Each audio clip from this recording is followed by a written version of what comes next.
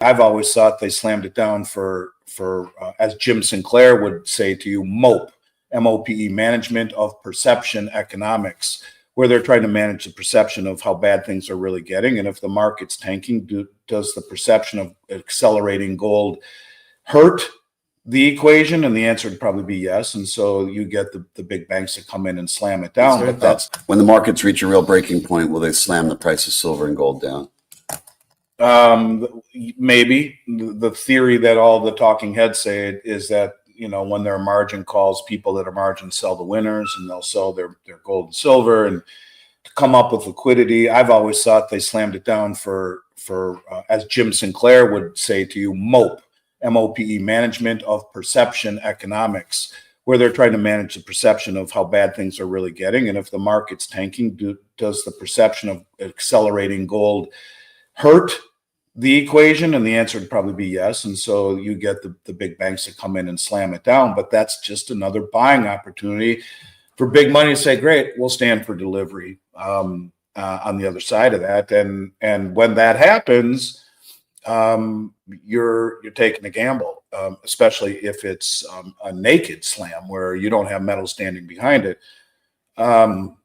So yeah, it's happened before, but and every time that it's happened, it comes right back. So again, don't get shaken. Understand the intellectual side of it and less the emotional side, and say, hey, you know, it could very well happen. Just hang on tight if it does. Is there a physical silver delivery date, due date on November 27th? That thing, is that a key date? I don't think so. The only date, and I don't think the December contract delivers in November. It's the December contract is the big one. It's where both gold and silver have delivery dates. Usually it's one or the other. One is a delivery month and the other isn't. But December is the biggie. And I don't know what November 27th would be. It might be options expiration or something. I don't know. But December contract would be the big one. I know you're not. Michael Oliver thinks the gold-silver ratio compression is about to rip. Listen, I love Michael Oliver. I think that he's a very, very intelligent guy. I think that he says a lot of very bold predictions. I hope he's right. I mean, look, everything that he says is for the most part accurate.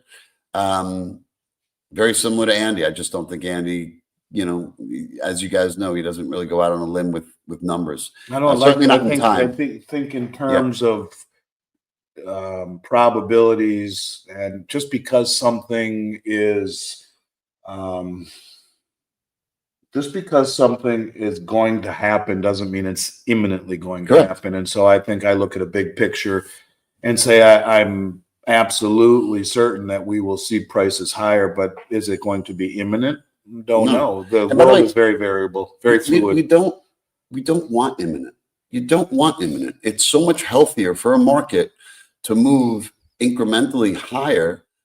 And again, if you think that silver or gold are going to go, if silver's going to move from 41.25 to 5,000 without a retracement, it's not plausible to think that way, because, you know, there's going to be, no matter what it is right now, even still with this move that we saw up today, you're going to see a lot of fast money traders that might have come in. And those are going to be the guys that get kind of carried out on the next downturn, because all they want is the quick buck. That's it. So they're going to come in, maybe silver goes from 51 to 54, and they're going to be the ones that sell. They're in it for a quick buck. So let the loose hands get rid of it, and the strong hands are the ones that pick it up, and they're the ones that hodl it. So just be patient. That's what I would tell you. Yeah, Paul. Hi everyone. I missed the beginning. Have we had news about the manipulation, mysterious night selling of gold 10 days ago that dropped 200 US? Oh, the $200 an ounce downturn. Yeah, we talked about it a few weeks ago. Was sold after New York had closed, before Asia had opened, and the access market all dumped on at the same time. The trader that would do that would be fired and shot, not in that order, specifically to guarantee the worst result. And then we saw Bank of America and Morgan Stanley come in, according to Michael Lynch, and scoop a whole bunch of physical up there, the two that are revising their recommendations on gold holdings at 20 and 25%. No one in their right mind would dump that amount of metal all at once in the access market when the traders are not there to provide liquidity. All it would do is hit stops and cascade all the way down in a very thinly traded non-liquid market. It was done as a drive-by shooting for effect, and here we are, recaptured the majority of all that we've lost, almost. So it was done out of desperation. It was done for effect. It wasn't done by any trader who would optimize the result of that sale by doing it in New York trading over hours or even days. So fret not. It was something done to shake you off the tree. A-Dub says, thank you guys for doing the show, even for the guy who has $200 to his name. I have lots of love, though, and you guys to live vicariously through them. I have some silver I'm holding on. Well, you know, look, A-Dub, my father-in-law, who also used to be a very big guy at Morgan Stanley. And when he first started, he told me that when he came to work, a guy came into the office and he was holding some cash in a paper bag. No one knew it at the time. And no one wanted him. He looked like a schlub. And they said, hey, go to that guy. And they pointed to Barry. And Barry started talking to him. And he said, yeah, I'll take you on as a client. And he treated him the same way as he treated a guy that would have given him $1 million. Fast forward 15 years later, he became the COO of a union. And he gave my father-in-law almost $1 billion to invest on behalf of that union. I have a story not quite that extravagant. So, but my point being, yeah, I'd like to believe that certainly myself, and I know Andy, and I think every broker at Miles Franklin does. I think it's one of the things that sets us apart. We try and treat everybody the same. It doesn't make a difference whether it's, you know, $1,000 or $100,000 or $50 million. We're going to give you the right insight, the right information that you need to make the right decision. I had a client here in the state of Florida who started out very, very, very small, a few $1,000s. And I talked to him a lot. And he called me up, you know, a year later after we've done 20 sales, probably totaling $15,000. And he said, I won the Florida State Lottery, and he became a monster client. So you never know. You just never know. Right? Well, you know, the woman that came, the sweet, you know, Nancy, who we met at the club, she started, I think she might have bought like just a couple of 10-ounce bars. And unfortunately, she lost her dad. And when she lost her dad, I think unbeknownst to her, she was left a large sum of money. And I think with a lot of tutelage and talking to her and kind of showing her, you know, what we tattoo tutelage. And I would say that is the wizard here? No, the wizard's here. I would say that people who behave that way are short-sighted. Yes. Are short-sighted and they never amount to much over time. So we try and treat everyone the exact same way. Yes, we do. Echo Leaf says, when is it too much silver? We might need to flip to gold, or both just as good. I mean, look, here's the problem with silver. It takes up a lot of space. When is too much silver? I mean, I don't know if there could be such a thing, but at the end of the day, our plan for silver is when the ratio normalizes, you'll be able to flip that silver for gold. And what we believe is yield a lot more ounces of gold then. But again, at the same time, silver does take up a lot of room. So you have to keep that in mind, and, you know, you do what is right for you. But, you know, if you want to flip it, if you owned it cheap, you know, you could still do it well now, you know. Tyke truck, and this is a little bit of a, hey, that's nice. I think I've seen that before. That's why the Bitcoin. Yeah, that's why the Bitcoin. We should just turn the camera on. Tyke truck and says that's why the Bitcoiners say I can leave any country, plug my wallet into a computer, and I've still got my spending power. I hear you, Tyke, but you know, you could do the very similar things with silver and gold, but you can hold it. And I own Bitcoin and I'm a fan, but I will tell you, when I do plug my cold storage wallet into a computer, you break into a cold sweat. Yeah.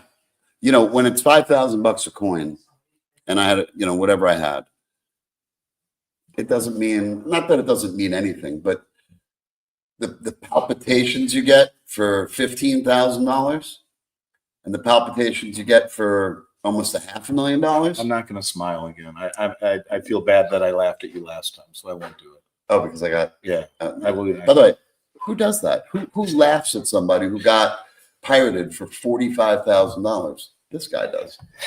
Just a bee sting. That was a lot more than big that bee was. sting. That was the biggest bee sting I have ever had. And if it was a question of whether I was in or out, I would say out. Yeah, I get Without it. a doubt. I don't like getting pirated. I don't like getting hacked. We'll go That a is couple it. more A couple more. questions. Okay. All right. So here we go. This one, David wants to know, would you support the reintroduction of the Monetary Metals Tax Neutrality Act of the United States Congress? I'm not sure what the Tax Neutrality Act is. I would assume that it means that I mean, if it assumption would be that federally that gold and silver have no federal income tax upon selling, or capital gains tax rather. That's what it is. Yes, I wholeheartedly would stand by it. That's something that is silly to me, that the U.S. Mint, which is a branch of the Treasury Department, issues legal tender, and you have to pay a capital gain on the appreciation. It's money. It doesn't make sense. It doesn't make any sense. No. But you should put your glasses on for the last couple of questions. Well, I'll throw one question out. All right. Hold on. Let me just read this one. Do you recommend insuring silver stored at home, and how do you do that? No, you can't do it. No one will do it. You don't want to get on that list anyway. Just don't tell anyone about it. Hide it. Yeah, you can't insure your metals at home. Buy a gun. You can read this one. I appreciate your insight, Tattoo. You pronounced my last name perfectly, which most get it way wrong. Nice work. Wow. How'd you pull that one off? Listen. That's the guy the analyst? No, no, this is Nathan. No, Your client. No, it's not my client. Not my client. But Nathan, if you'd like to be my client, just give a call over to the Miles Franklin desk, ask for me, and be fine. No, I took a shot. Way to go. Thank you. One more. Not just a pretty face. Are you picking it? Are we at 100,000 subscribers yet? Did we just gain? Total right now with Twitter and No. Just YouTube. 2,275 viewers. I know. How many YouTube subscribers are we at? No paid subscribers. We're No, but how many are we at? Like 80. 83,200. Okay, so we need just 17. around 17,000, and we really need to do this before the end of the year. Well, how do you recommend we do this? I think that it's not for us to do. I think it's for our viewers out there, for you guys to spread the gospel. That's what it is. Listen, this is important stuff that we're talking about. And it's not a matter of just, telling your spouse or your child or your mom or your dad. Maybe stand out on the corner with the sign. No. This is important stuff that, you should be talking at the water coolers about. The water cooler? Yeah, it's a lot of conversations happen at the water coolers. A lot of Is it conversations. like the bar? It could be for some. Yeah. Okay, one more. For those. question. All right. Are you? This is it. All This right. is the last question. If Article 1, Section 10 of the U.S. Constitution says no state shall make anything but gold and silver coin illegal to the payment, why does the IRS 28%? Okay, I'm sorry. You read it. You're better at it. Okay. If Article 1, Section 10 of the United States Constitution says, quote, no state shall make anything but gold and silver coin a tender in the payment of debts, end quote, why does the IRS 28% capital gains tax our U.S. legal tender eagles? I have no idea. It's insanity. Because that is, first of all, that is a federally issued coin issued by not by a state, that is issued by the federal government, the Treasury Department. In Florida or in Texas, the use of gold and silver, the capital gains in the state has been removed. Yeah, it's been. But not federally. So this is a federal issue. And so Article 1, Section 10 says that state of Florida can't issue seashells as currency. It can only be gold and silver. And they, in their legislation, will say when you use it in commerce, trading, not to invest, but to trade, to buy things, there would not be capital gains tax. If you bought a 100-ounce gold bar and let it appreciate and then sold it, even in the state of Florida, there is no state tax. Yeah, you're going to pay capital gains, so no matter what. But are you going to pay it on that gold bullion? Are you going to pay 28%? Yeah, because they consider the metals to be collectibles. Yeah, same and thing that's with the rate. SLV and GLD. That's right. Which makes no sense. And by the way, that is because that is the collectible tax rate, which is absolute just asinine. It's just insane. Tell me how you feel about it. Asinine. Okay. Walter, it's asinine. I'm not happy about that. I'm thrilled, by the way. I'm not happy. Wizard, somebody said Look like Walter Matthau. And Jack Lemmon. Not happy about that. Very happy. All right. Well, listen. It I is want to now call it like Rick Springfield. That's better. Sure. that whoever told you that was wearing glasses that had absolutely no lenses. Because that was a long time Like ago. this. They were like this. Yeah. I mean, I also told you that you were a good golfer, but that's because I wasn't seeing that day. Listen, it's now. It's 20 after. I guess Do we so. have that? Are we doing? Huh? By that she means you have to feed the dogs. No. That's what she No, means they by. only eat the candies in the room. Oh, it's just so annoying.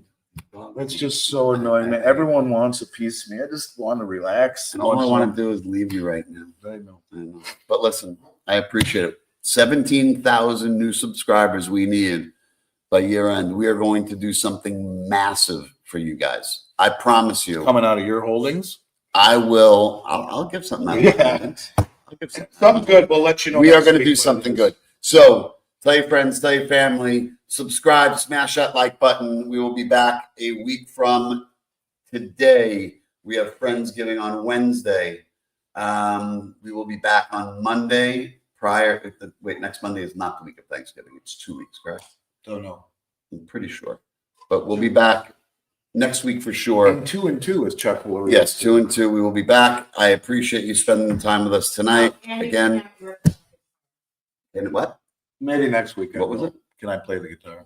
You don't have the guitar. Yeah, I do. No, you don't. Your son Josh does. So you're just gonna hold it, and Josh is Yeah. gonna be in the background playing the dead, and then all of a sudden I'm gonna say sing, and I'm gonna tell Josh, Yeah. and that would be it. So I appreciate you spending the night with us. Thank you, as always. Again, I'm Kevin. Tattoo. Who are you? I'm Kevin Tattoo. This is Andy Schectman. We bid you farewell. Thank you for joining. Thanks. Way to go, Tattoo. Yeah, thank you.